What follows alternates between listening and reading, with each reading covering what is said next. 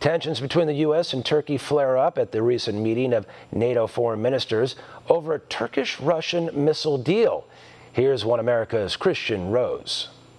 Secretary of State Mike Pompeo urges Turkey to reaffirm its commitment to NATO amid elevated concerns over the country's relations with Russia. Speaking at a NATO meeting in Washington Thursday, Pompeo endorsed earlier comments from Vice President Mike Pence, criticizing a controversial purchase of Russian air defense systems S-400 by NATO member Turkey. I think the Turkish government understands the American position quite clearly. I think I heard the Vice President speak to that yesterday as well.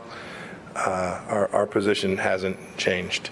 I'm very confident we'll find a path forward. The Turkish-Russian missile deal, along with their tight cooperation in Syria, raised questions over Ankara's role within the alliance.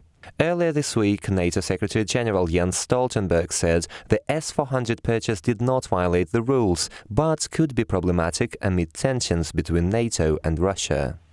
It is a national decision what kind of systems different NATO allies procure, but we fully realize that this is now a challenge. While Pompeo subsequently sought to ease tensions, Ankara responded with anger, saying it's free to choose security partners as it sees fit.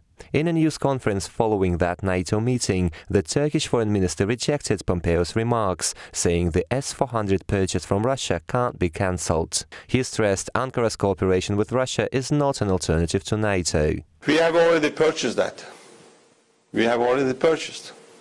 It's a done deal. Any country in our region actually has no other options but should balance its relations with everybody in the region.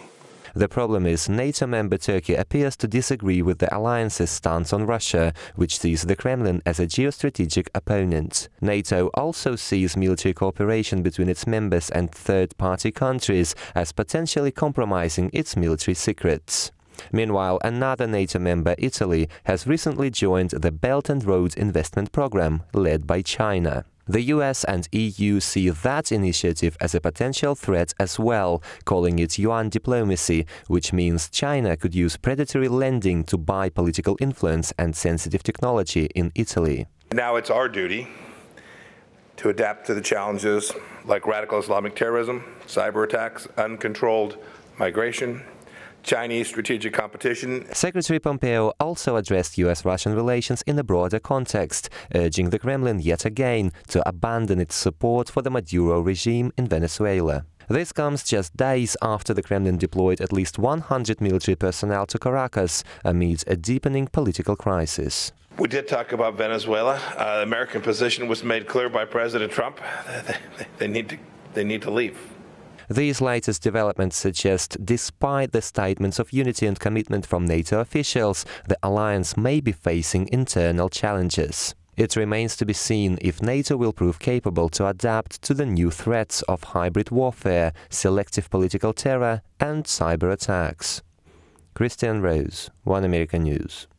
Want to see more videos like this? Click on the link below and subscribe to One America News on YouTube, and call your cable provider and kindly demand that One America News is added to your lineup. Call and subscribe today.